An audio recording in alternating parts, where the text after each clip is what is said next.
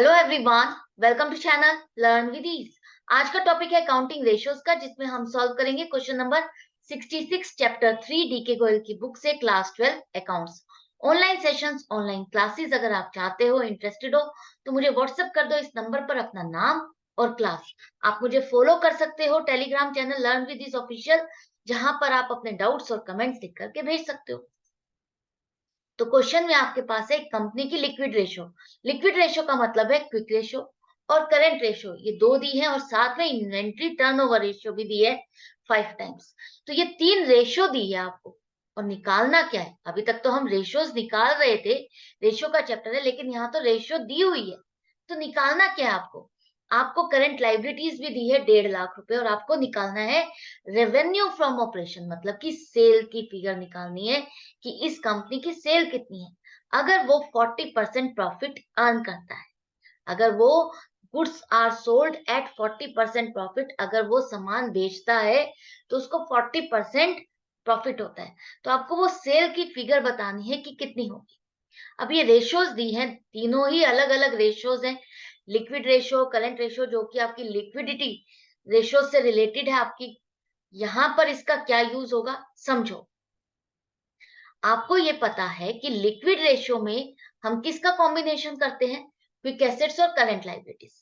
Quick assets और current liabilities वो आपको दी है 1.6:1। तो आप अगर इसको सॉल्व करोगे तो आपको मिलेगा क्या। कोई बात नहीं, टेंशन मत लो, एंड तक सॉल्व करो, फिर मेरे साथ देखो कि क्या मिलेगा आपको इससे। हम इसको सॉल्व क्यों कर रहे हैं, ये रेशियो क्यों दी है।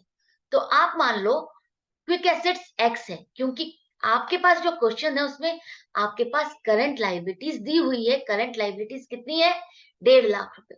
1.5 लाख आपके पास करंट लाइबिलिटीज है, एक्स आपने मानी है क्विक एसेट, और जो आपके पास रेशियो है लिक्विड रेशियो वो 1.6:1। इसका मतलब है करंट लाइबिलिटीज की 1.6 टाइम्स आपकी क्विक एसेट्स हैं। आपकी क्विक एसेट्स करंट लाइबिलिटीज से ज्यादा है। अब हमने तो इस फॉर्मूले में इस इंफॉर्मेशन को फीड कर दिया, और इसको क्रॉस मल्टीप्लिकेशन से इसको सॉल्व करो। तो अब आपने जो एक्स एज्यूम किया था, लेट किया था, वो क्विक एसेट आपके पास आ गई है 2,40,000। 1.6 मल्टीप्लाइड बाय 1.5 लाख, 2,40,000। इसी तरह से आपके पास आ जाएगी करंट रेशियो से। करंट रेशियो आपके पास दी है, करंट रेशियो आपको दिखाता क्या है, किन दो चीजों का कॉम्बिनेशन है, करंट एसेट्स और करंट लाइबिलिटीज। और रेशियो है 2.4:1, मतलब कि करंट लाइबिलिटीज की 2.4 टाइम्स आपकी करंट एसेट्स है। करंट लाइबिलिटीज से आपकी करंट एसेट्स ज्यादा है। तो इसको कैसे सॉल्व करोगे, उसी फॉर्मूले में आप जो जो इंफॉर्मेशन है उसको पुट करो, और आपके पास करंट एसेट की अमाउंट आ गई है 2.4 मल्टीप्लाइड बाय 1.5 लाख, 3,60,000। अब हमने क्विक एसेट भी निकाल ली, करंट एसेट भी निकाल ली। बात हो रही है इनकम की, सेल की, और हम चल रहे हैं बैलेंस शीट वाले आइटम्स पर। इसका क्या यूज है, इसका यूज है यहाँ पर, आपको पता है करंट एसेट और क्विक एसेट में क्या फर्क है। इन दोनों में फर्क है सिर्फ और सिर्फ इन्वेंट्री का। करंट एसेट में आपकी इन्वेंट्री इंक्लूडेड होती है, इन्वेंट्री मतलब स्टॉक, और क्विक एसेट में आपका स्टॉक इंक्लूड नहीं होता। तो अगर आप करंट एसेट में से क्विक एसेट को माइनस कर दोगे तो आपको क्या मिल जाएगा, आपको स्टॉक की अमाउंट मिलेगी। स्टॉक आपका आ गया 1,20,000। अब ये तो स्टॉक आया है, और वो भी क्लोजिंग स्टॉक हो सकता है या जो भी हो सकता है। यहाँ पर तो हमको एवरेज स्टॉक चाहिए। ये हमारे पास स्टॉक आया है, अब इसका कहाँ से यूज।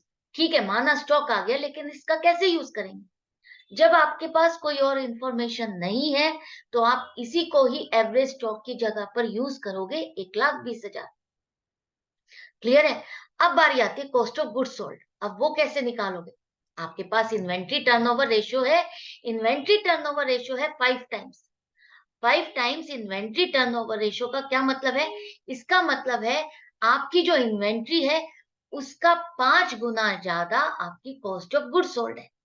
उसकी 5 times cost of goods sold है। तो इन्वेंट्री 1,20,000 है, और फॉर्मूला आपको पता है। तो हम कॉस्ट ऑफ गुड्स सोल्ड जो कि नहीं है उसको एक्स एज्यूम कर लेते हैं। एक्स एज्यूम कर लिया।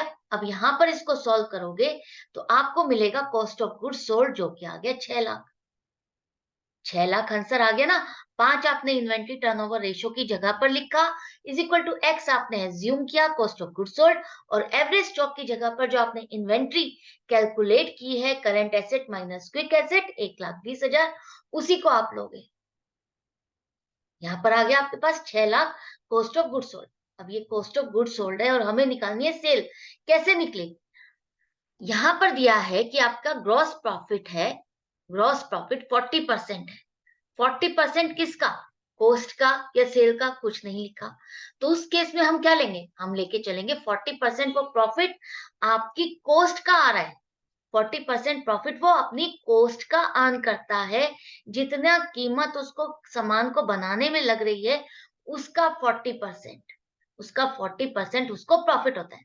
तो इसको सामान बनाने में, जो सामान ये बेच रहा है, जो सामान इसने बेचा, उसको बनाने की कॉस्ट उसको आई 6 लाख, और इस 6 लाख का 40% उसको प्रॉफिट अर्न हुआ 2,40,000।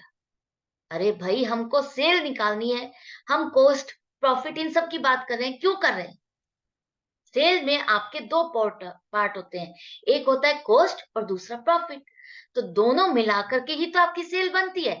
तो कॉस्ट भी आपने निकाल ली 6 लाख, और 2,40,000 प्रॉफिट आ गया, तो दोनों को ऐड कर दो, 8,40,000 आपकी रेवेन्यू फ्रॉम ऑपरेशंस, जिसे हम सेल कहते हैं, वो आ गया। तो आई होप आपको अच्छे से समझ में आ गया किस तरह से आपको इस क्वेश्चन को रूट करना है, किस तरह से आपको इस क्वेश्चन को सॉल्व करना है स्टेप टू स्टेप।